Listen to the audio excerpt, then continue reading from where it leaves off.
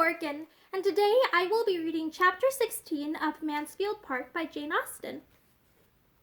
It was not in Miss Crawford's power to talk Fanny into any real forgetfulness of what had passed.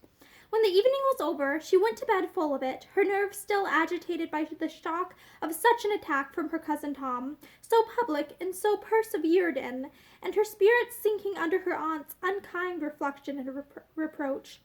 To be called into notice in such a manner, to hear that it was but the prelude to something so infinitely worse, to be told that she must do what was so impossible as to act, and then to have the charge of obstinacy and ingratitude follow it, enforced with such a hint at the dependence of her situation, had been too distressing at the time to make the remembrance when she was alone much less so, especially with the superadded dread of what the morrow might produce in continuation of the subject. Miss Crawford had protected her only for the time, and if she were applied to again among themselves with all the authoritative urgency that Tom and Maria were capable of, and Edmund perhaps away, what should she do? She fell asleep before she could answer the question, and found it quite as puzzling when she awoke the next morning. The little white attic, which had continued her sleeping room ever since her first entering the family, proving incompetent to suggest any reply, she had recourse, as soon as she was dressed, to another apartment, more spacious and more meet for walking about in and thinking, and of which she had now for some time been almost equally mistress. It had been their schoolroom, so called till the Miss Bertrams would not allow it to be called so any longer, and inhabited as such to a later period. There Miss Lee had lived, and there they had read and written and talked and laughed till within the last 3 years, when she had quitted them. The room had then become useless, and for some time was quite deserted, except by Fanny, when she visited her plants, or wanted one of the books, which she was still glad to keep there, from the deficiency of space and accommodation in her little chamber above. But gradually, as her value for the comforts of it increased, she had added to her possessions, and spent more of her time there, and having nothing to oppose her, had so naturally and so artlessly worked herself into it, that it was now generally admitted to be hers. The East Room, as it had been called, ever since Maria Bertram was 16, was now considered Fanny's, almost as decidedly as the white attic. The smallness of the one making the use of the other so evidently reasonable, that the Miss Bertrams, with every superiority in their own apartments, which their own sense of superiority could demand, were entirely approving it. And Mrs. Norris, having stipulated for there never being a fire in it on Fanny's account, was tolerably resigned to her having the use of what nobody else wanted, though the terms in which she sometimes spoke of the indulgence seemed to imply that it was the best room in the house. The aspect was so favorable that even without a fire it was habitable in many an early spring and late autumn morning to such a willing mind as Fanny's, and while there was a gleam of sunshine, she hoped not to be driven from it entirely, even when winter came. The comfort of it in her hours of leisure was extreme. She could go there after anything unpleasant below, and find immediate consolation in some pursuit, or some train of thought at hand. Her plants, her books, of which she had been a collector, from the first hour of her commanding a shilling, her writing desk, and her works of charity and ingenuity, were all within her reach. Or if indisposed for employment, if nothing but musing would do, she could scarcely see an object in the room which had not an interesting remembrance connected with it. Everything was a friend, or bore her thoughts to a friend, and though there had been sometimes much of suffering to her, though her motives had been often misunderstood, her feelings disregarded, and her comprehension undervalued, though she had known the pains of tyranny, of ridicule, and neglect, yet almost every recurrence of either had led to something consolatory. Her Aunt Bertram had spoken for her, or Miss Lee had been encouraging, or what was yet more frequent or more dear, Edmund had been her champion and her friend. He had supported her cause, or explained her meaning. He had told her not to cry, or had given her some proof of affection which made her tears delightful, and the whole was now so blended together, so harmonized by distance, that every former affliction had its charm. The room was most dear to her, and she would not have changed its furniture for the handsomest in the house, though what had been originally plain had suffered all the ill usage of children, and its greatest elegancies and ornaments were a faded footstool of Julia's work, too ill done for the drawing-room, 3 transparencies, made in a rage for transparencies, for the 3 lower panes of one window, where Tintern Abbey held its station between a cave in Italy and a moonlight lake in Cumberland, a collection of family profiles thought unworthy of being anywhere else, over the mantelpiece, and by their side and pinned against the wall, a small sketch of a ship sent 4 years ago from the Mediterranean by William, with HMS Antwerp at the bottom, and letters as tall as the mainmast.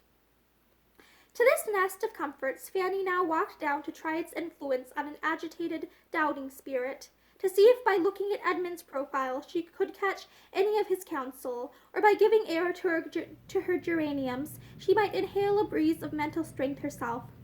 But she had more than fears of her own perseverance to remove. She had begun to feel undecided as to what she ought to do, and as she was walking round the room her doubts were increasing. Was she right in refusing what was so warmly asked, so strongly wished for? What might be so essential to a scheme on which some of those to whom she owed the greatest complaisance had set their hearts? Was it not ill nature, selfishness, and a fear of exposing herself? And would Edmund's judgment, would his persuasion of Sir Thomas's disapprobation of the whole, be enough to justify her in a determined denial in spite of all the rest?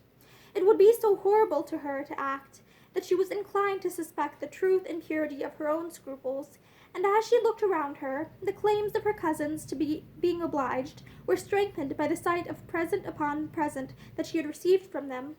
The table between the windows was covered with work-boxes and knitting boxes, which had been given her at different times, principally by Tom, and she grew bewildered as to the amount of the debt which all these kind remembrances produced.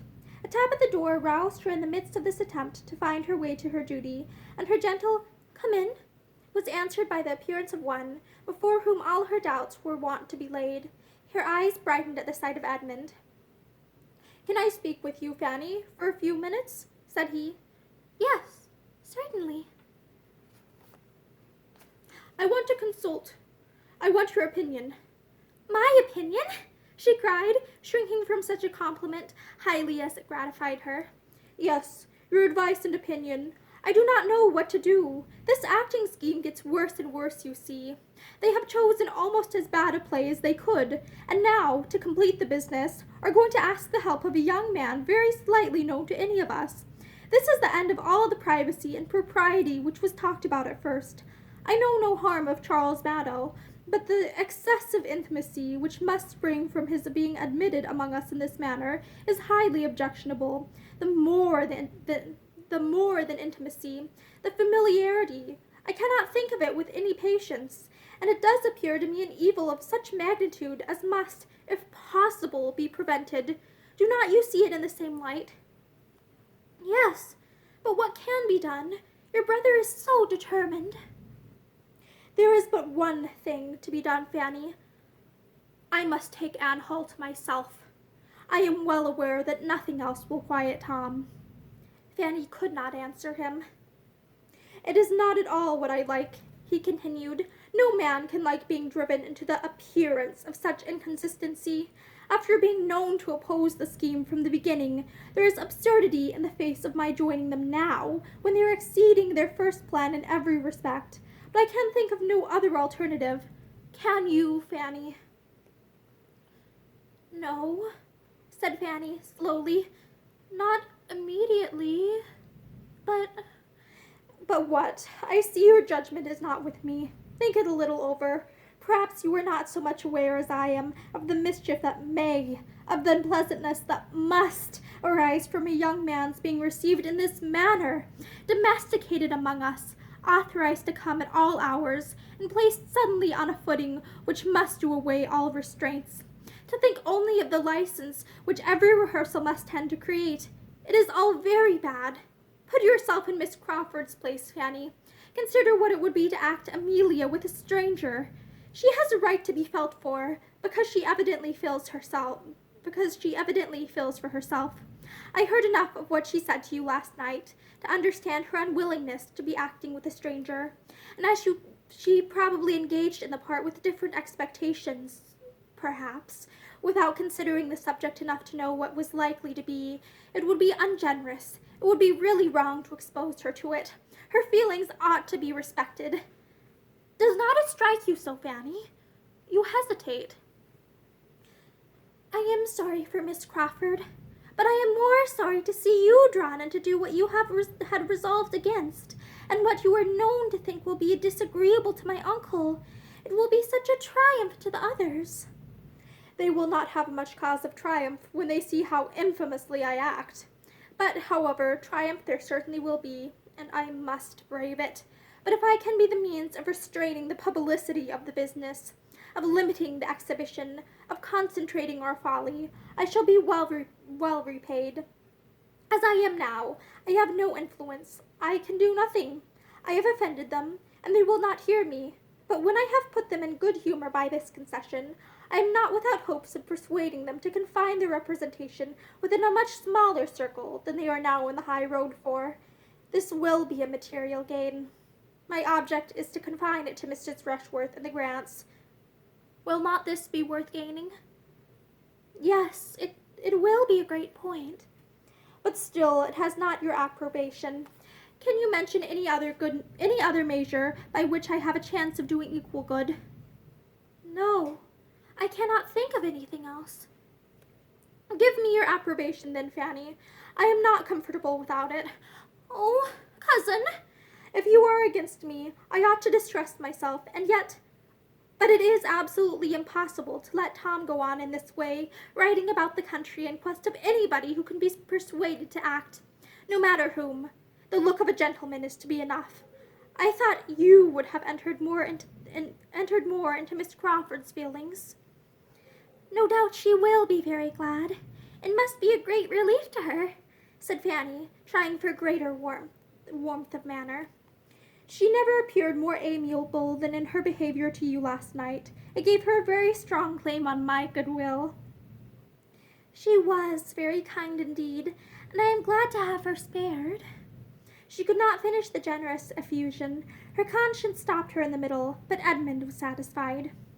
I shall walk down immediately after breakfast, said he, and am sure of giving pleasure there. And now, dear Fanny, I will not interrupt you any longer. You want to be reading. But I could not be easy till I had spoken to you, and come to a decision. Sleeping or waking, my head has been full of this matter all night. It is an evil, but I am certainly making it less than it might be. If Tom is up, I shall go to him directly and get it over, and when we meet at breakfast, we shall be all in high good humor at the prospect of acting the fool together with such unanimity. You, in the meanwhile, will be taking a trip into China, I suppose? How does Lord Macartney go on? Opening a volume on the table, and then taking up some others. And here are Crab's Tales and the Idler at hand to relieve you, if you tire of your great book.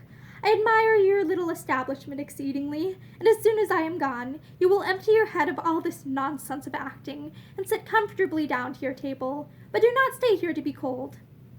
He went, but there was no reading, no china, no composure for Fanny. He had told her the most extraordinary, the most inconceivable, the most unwelcome news, and she could think of nothing else. To be acting, after all his objections so just and so public, after all that she had heard him say, and seen him look, and known him to be feeling. Could it be possible? Edmund so inconsistent! Was he not deceiving himself? Was he not wrong? Alas, it was all Miss Crawford's doing. She had seen her influence in every speech, and was miserable. The doubts and alarms as to her own conduct, which had previously distressed her, and which had all slept while she listened to him, were become of little consequence now, as the deeper anxiety swallowed them up. Things should take their course. She cared not how it ended. Her cousins might attack, but could hardly tease her. She was beyond their reach, and if at last obliged to yield, no matter. It was all misery now. And that is end of chapter 16. Thank you, and have a good day.